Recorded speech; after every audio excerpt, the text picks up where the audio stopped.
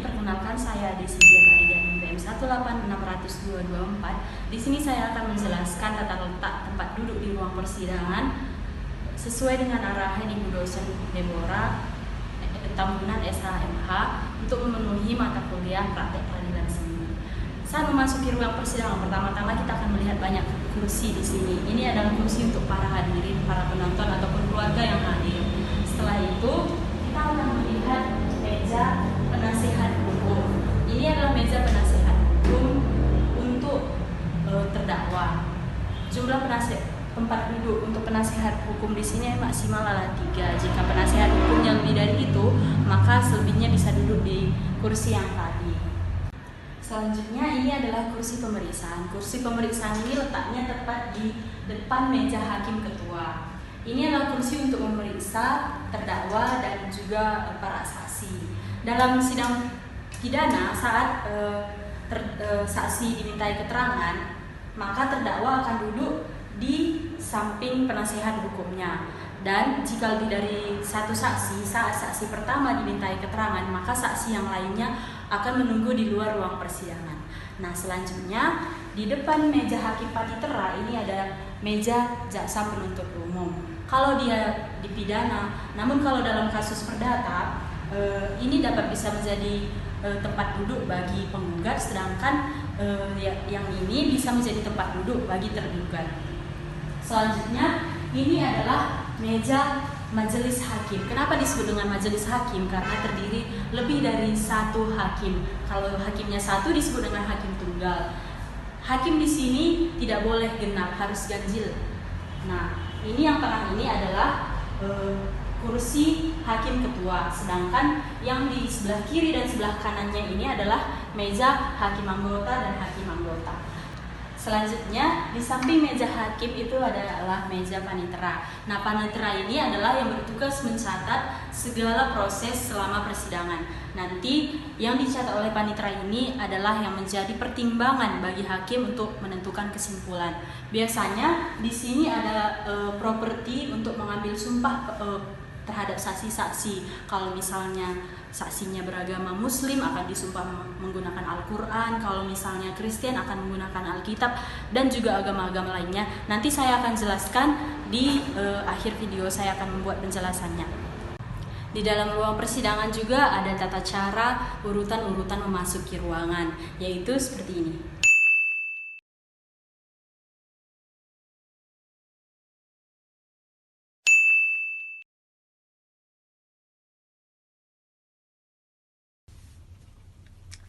Saya Desintia Tarigan MPM 1860224. Di sini saya akan menjelaskan mengenai perkara pidana dengan nomor register 1192-PIT-B-2020-PN Medan. Kasus ini terjadi pada tanggal 18 Januari 2020 di Jalan Turi Gang Amal nomor 110C Medan Kota. Kasus ini adalah kasus penganiayaan biasa yang dilakukan oleh Riwa Royan Sihaan atau Royan Gimbal terhadap Elfrida Togotorup dengan pasal 351 ayat 1 KUH Pidana. Kasus ini adalah kasus dengan dakwaan tunggal. Mengapa dengan dakwaan tunggal? Karena tindak pidana yang dilakukan oleh pelaku jelas, sederhana, dan tidak mengandung fakta penyertaan, sehingga cukup dirumuskan dalam bentuk tunggal. Selanjutnya, saya akan masuk ke dalam kronologis. Kronologisnya yaitu pada tanggal 18 Januari 2020, sekitar pukul 11 siang, Ibu Elfrida Boru Togotorup pergi berbelanja ke warung Ibu Heni Beru Sihombing. Saat berbelanja, Ibu Heni Sihombing berkata, "Iya, apa benar suamimu pernah menghamili anak orang? Dan apa benar kau sering berkelahi dengan suamimu? Yang mananya sebenarnya?" Itulah kalimat yang dikatakan oleh Heni Beru Sihombing. Lalu Elfrida Togotorup menjawab, "Dari mana Eda dapat berita itu? Mana pernah aku berkelahi sama suamiku?" Heni Beru Sihombing pun mengatakan bahwasanya dia mendengarnya dari Tika Beru Saragi, di mana Tika Beru Saragi ini adalah tetangga dari Elfrida Togotorup. Lalu pada pukul 8 malam, Elfrida Togotorup pun mendatangi rumah Tika Beru Saragi dengan masuk mengklarifikasi perkataan yang dikatakan oleh Tika Saragi terhadap Heni Beru Sihombing. Saat tiba di rumah Tika Beru Saragi, Elfrida Togotorup pun bertanya, "Apa benar ada Eda bilang sama Beru Sihombing itu bahwa suamiku pernah menghamili anak orang?" Tika Beru Saragi berkata, Mana ada aku bilang gitu, dianya yang menambah-nambahi itu. Beberapa saat kemudian, suami dari Tika berusaha ragih pun datang dengan menggunakan sepeda motor. Apa? Panggillah suamimu kemari, memang suamimu gak beres. Itulah kalimat yang dikatakan oleh suami dari Tika berusaha ragih terhadap Elfrieda Togatorup. Lalu Elfrieda Togatorup pun menjawab, ini urusan mama-mama, itu gak usah ikut campur. Lalu beberapa saat kemudian, suami dari Tika berusaha ragih pun pergi mengendarai sepeda motornya. Setelah itu, Elfrieda Togatorup pun mendatangi Heni Hombing dan mengajaknya pergi bersama-sama ke rumah Tika Saragi. Namun beberapa saat setelah mereka tiba di rumah Tika Saragi, datanglah suami dari Tika Saragi ini berboncengan dengan Riwaroyen Siahaan, di mana pada kasus ini Riwaroyen adalah pelaku penganiayaan terhadap Ibu Elfrieda Togatorup. Pada saat kejadian tersebut, Riwaroyen Siahaan menampar pipi bagian kiri dari Ibu Elfrieda Togatorup, memukul kepala bagian kanan, dan menjambak rambutnya hingga Ibu Elfrieda Togatorup terjatuh ke tanah dan menyeret-nyeretnya.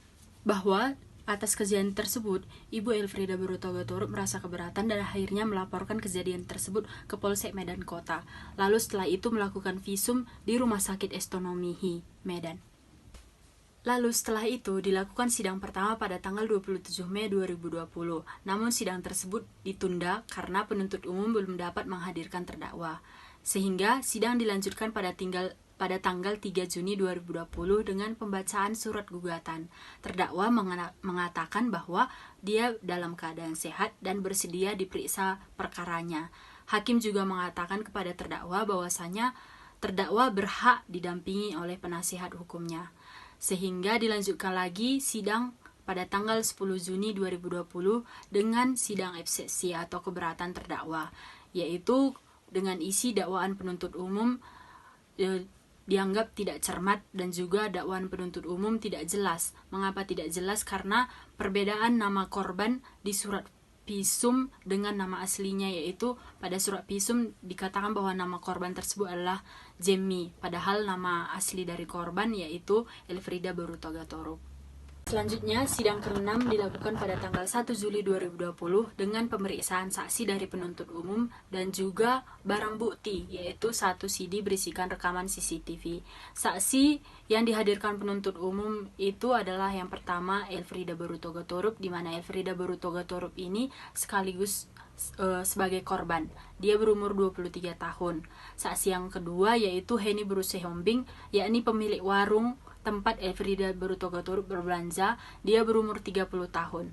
Sidang ke-7 dilakukan pada tanggal 8 Juli 2020 dengan pemeriksaan saksi dari terdakwa. Terdakwa di sini membawa saksinya, yaitu yang pertama Tika Saragi atau Sugiyarti yang merupakan tetangga dari korban, berumur 33 tahun, dan yang kedua Adi Putra Sinambela merupakan suami dari Tika Saragi tadi, berumur 33 tahun.